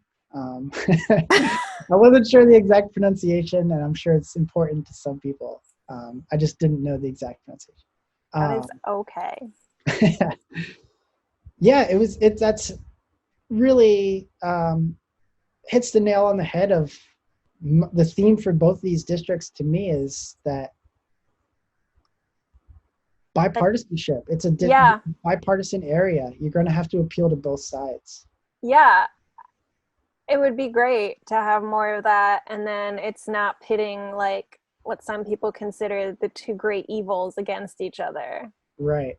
And then we could really focus on what their background is and what they stand for going into this position. One day. Yeah. So we have an opponent. Yes. Christina Finello is the Democratic opponent. She has her bachelor's from the University of Pennsylvania and a joint law degree and PhD in clinical psychology from Villanova and Drexel. So again, local schools. She has served as a deputy director of the Housing and Human Services for Bucks County since 2014, and she currently serves on the Ivyland Borough Council since 2017. It was harder to find her accomplishments so far. That is a short amount of time too, so it would be impressive. Healthcare is her primary driving issue. On her campaign materials, she'll often mention that prior to ACA or Obamacare, she had been pregnant and couldn't get insurance because it was considered a pre-existing condition. Oh, I saw her on TV. Yeah, right. And I remember thinking, what a dumb pre-existing condition. Quick side note, the pre-existing condition, somebody pointed out that if you got COVID-19, that will now be considered a pre-existing condition. Because it's just like in your system? Because we're not sure the long-term impact. Wow. So yeah, protecting pre-existing conditions is super important because we're about to have millions of people just get it now. I'm sorry, I shouldn't laugh, but like some of this stuff is laughable. It's crazy. It really is. So that was her big thing, was she couldn't get insurance. I believe I know her parents then needed surgery, and I believe her child needed surgery for birth, and the bills were going to be in the tens of thousands of dollars.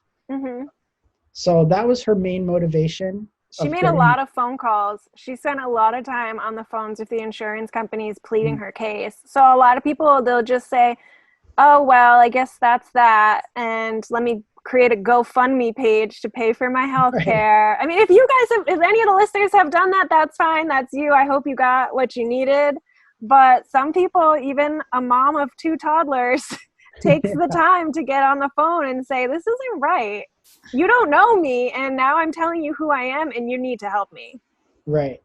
Yeah, and it goes back to, I see a correlation of getting informed about voting too, of like, people don't have time to do all of this stuff. So it's important to pick people who are willing to do that and take the time and kind of offload it in that regard. So that was her main motivation. Another topic that she has brought up a lot is expanding loan forgiveness programs for workers in public benefit jobs. I just personally think that's a great idea. Getting people to help the community and rewarding them with student loan forgiveness seems like a win-win situation. Yeah, that is awesome. Wow. So that was really about all I could draw. She's worked with veterans. I know she was part of a program to get veterans matched up with dogs. One of her projects or things that she works with. What will be interesting, and I know we're going to get into more details, but she'll be having debates with Brian Fitzpatrick. And I think that'll be a really good opportunity to get to know a little bit more about it. You can check out her campaign page and she'll list out the issues and everything. But yeah, I was particularly looking for things that she has accomplished so far. And yeah, it was just kind of hard to find. And I think the primary reason is the short time frame, since she had just been getting involved recently. So that makes sense. it'll be really good to see those debates, I think. Yeah. So speaking of debates, let's get into question 1. Sure. What would be your top priorities as a U.S. representative over the next 2 years? Christina Finello replied, healthcare and increasing economic security for working people are among my top priorities. Too many families are struggling to make ends meet each month because of the high cost of healthcare. We must expand the Affordable Care Act to ensure everyone has access to quality, affordable health coverage, reduce the cost of prescription drugs, and expand access to mental health treatment. Tackling the cost of healthcare is just one piece of the puzzle to improving economic security for hardworking Pennsylvanians. We must also address the burden of student loan debt, support the creation of high-quality middle-class jobs, and work to make sure people, not corporations, are at the center of our economic policies going forward. So again, healthcare was the focus.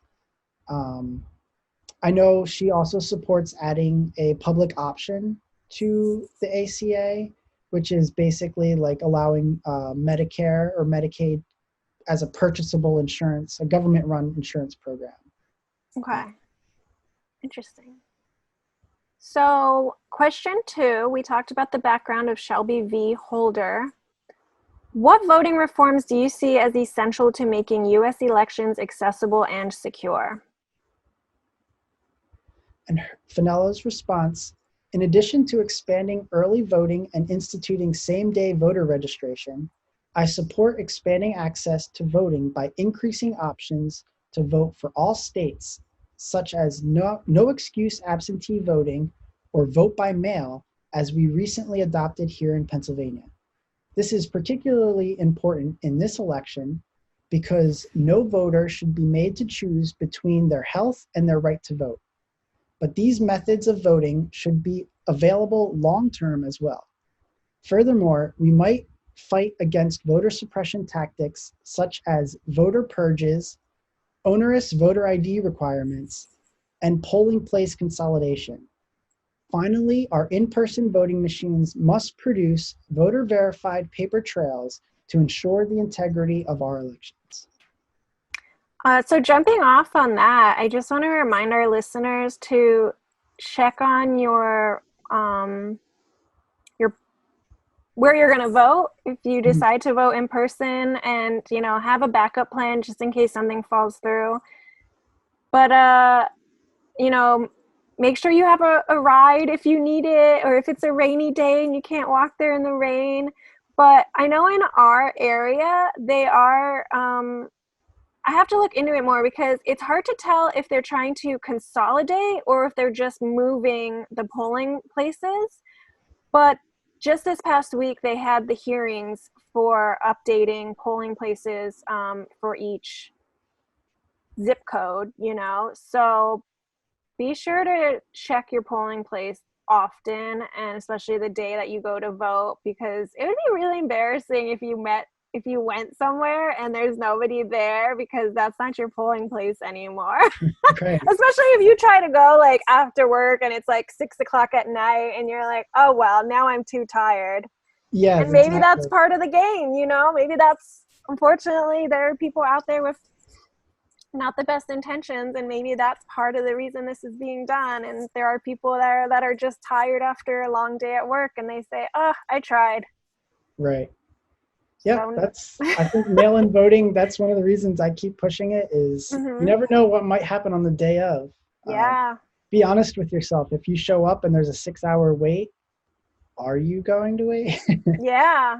It's a little scary. The big ask. Oh, boy.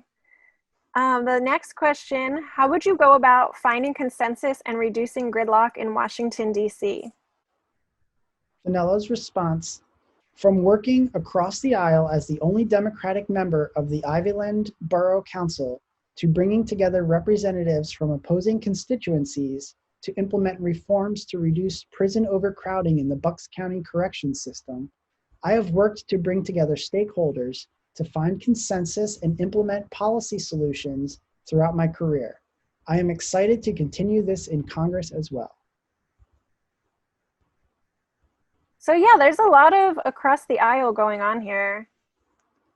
Yeah, I think both candidates realize that they're going to have to appeal to both sides. Right. Um, I don't know if we mentioned it before.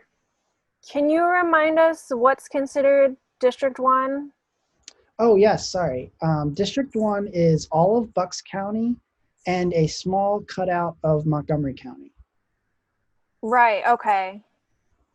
Interesting. So know your districts, people, but Yeah, really like know your whole ballot. yeah, right.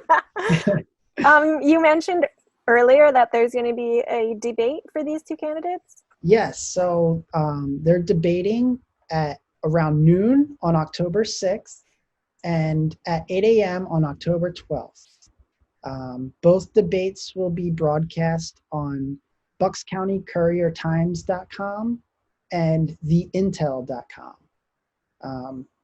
I think these Nice. are great to get information from. I think some of us watch presidential debates and don't tend to watch these types of debates. So it's a good opportunity. It's online, accessible to everybody. So Yeah, and like we're saying, like the big point of this podcast is to know as much as you can so that you can understand what's being said from the local points all the way to the national points. Like if you're going to watch that presidential debate and they're talking about issues you have no idea what they're talking about, like I hope you have a pause button on your TV to do that research, or else it's going to go over your head.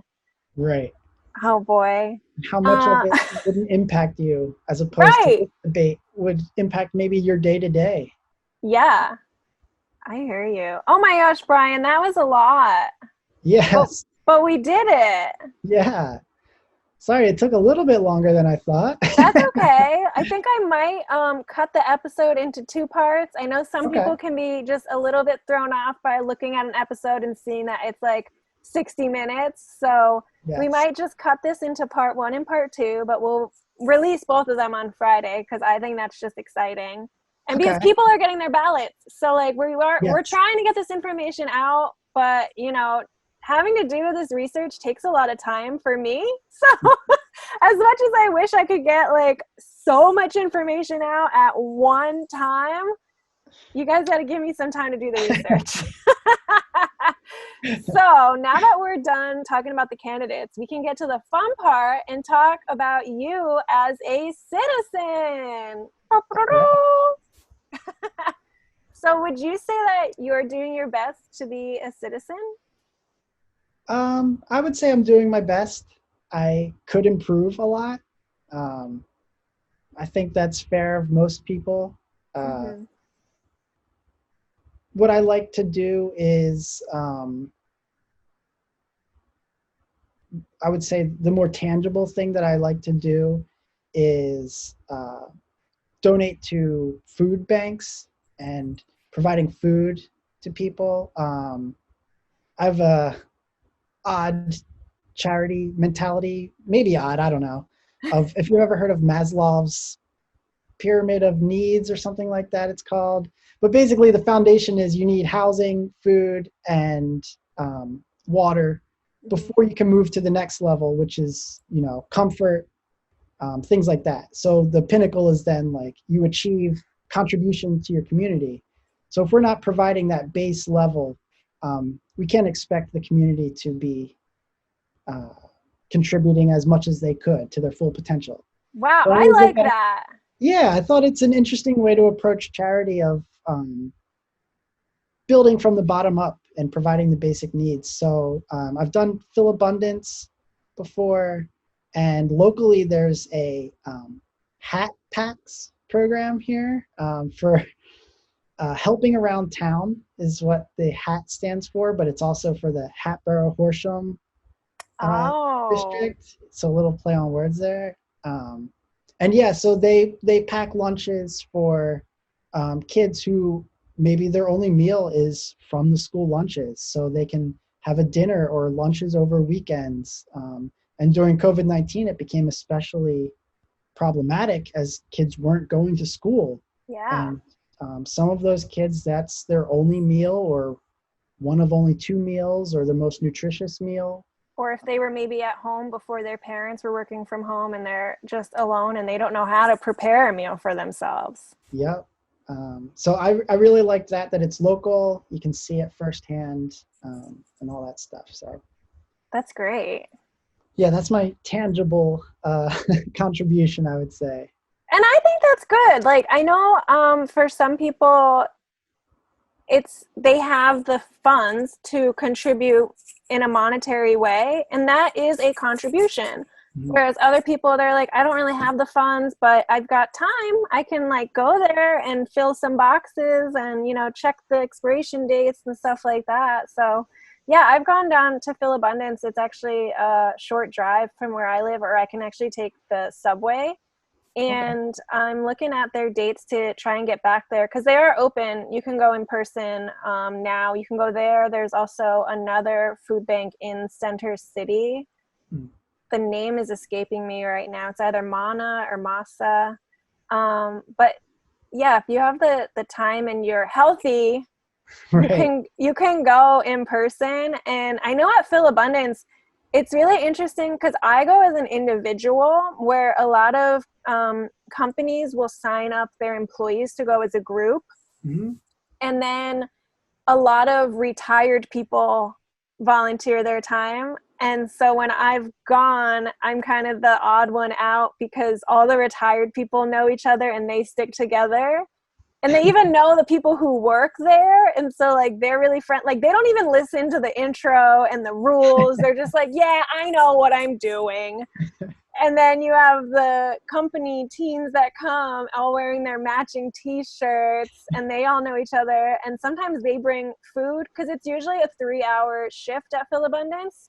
So you do like an hour 15 and take a break and then do another hour 15 or something like that. And so on that break, last time I was at Phil Abundance, they had a team from Insomniac Cookies, Mm. and they brought cookies to eat on the break. And thankfully they were like, oh, you can have some of our cookies. I was like, oh, thank God. But yeah, they're always like, oh, are you here with your employer? I'm like, nope, just an individual person trying to help. Like, I think it's great when the employers have their teams go, but I'm always curious. Like, I wonder if any of those people come back. Yeah, that my previous job, we had done that for Phil Abundance. Oh, that's awesome. Yeah, it was really cool. And Yeah, that's something I do want to improve on. Like I said, I have room for improvement. I'm sure I can find time. Can always make time for something like that. So I want to be more in person. Yeah, and it's definitely more of a community effort because then you do meet people. So like it's just a different experience. Mm-hmm.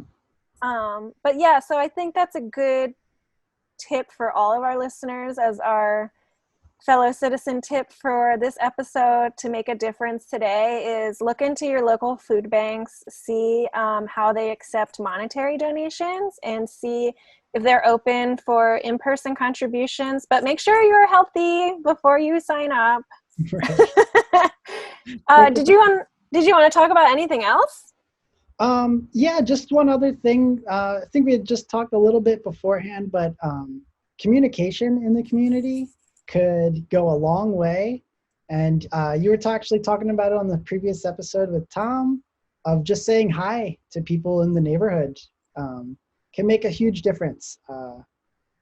If you know the person, it's a lot easier to help them if they're struggling with something.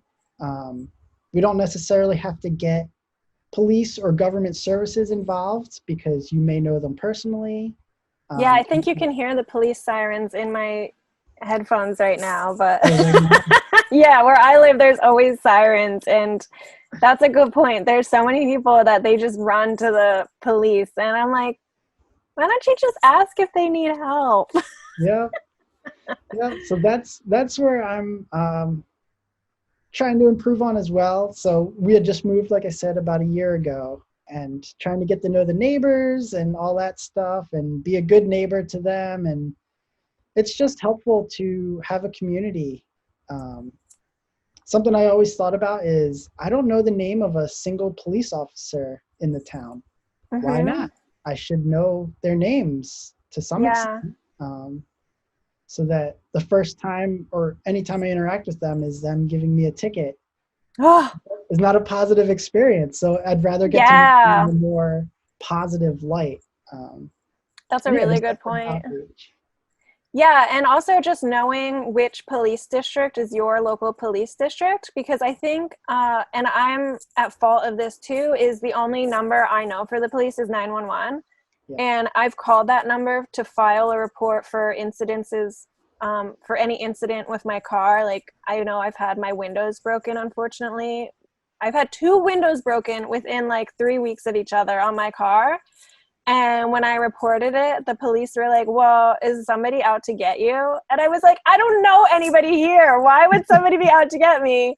But bringing it back to knowing your neighbors, I actually just knocked on my neighbors' doors and I was like, hey, do you happen to have cameras?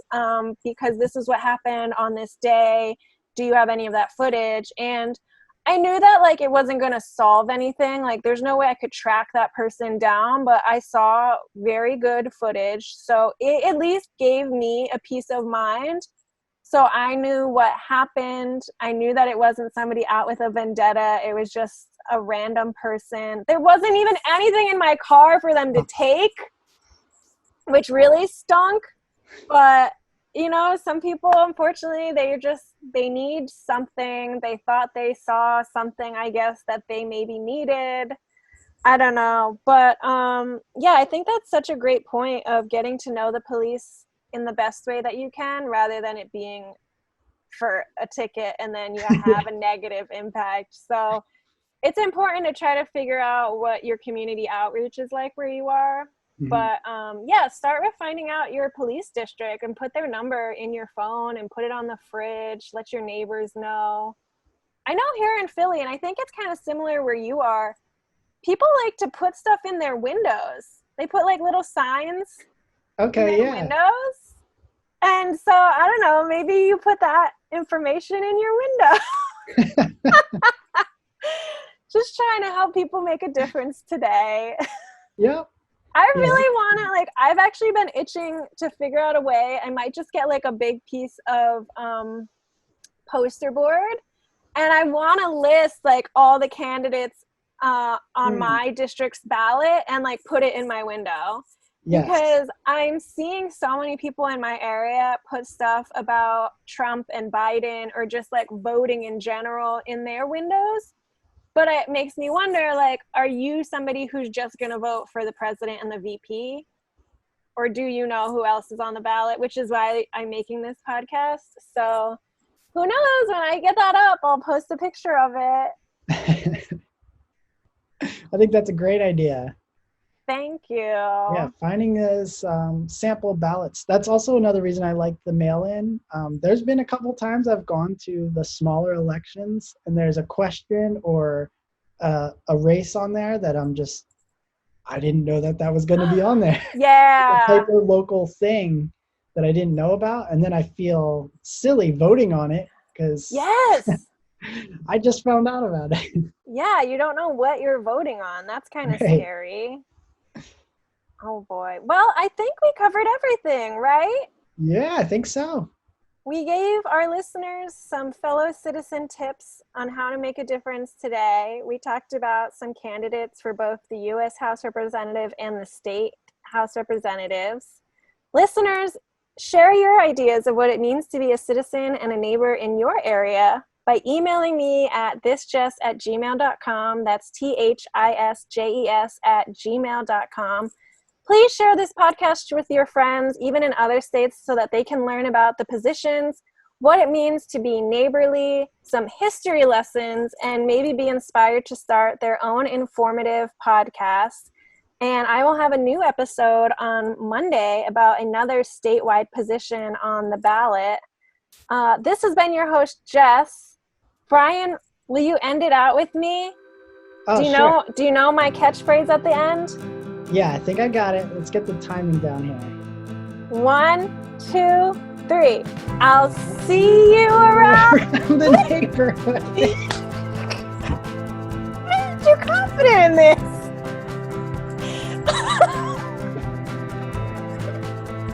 Do you know it? I'll see you around the neighborhood, right? Yeah. Why did you sound scared? I'll see you around the neighborhood. Let's try this again. All right. Take that. 1, 2, 3. I'll see you around the neighborhood.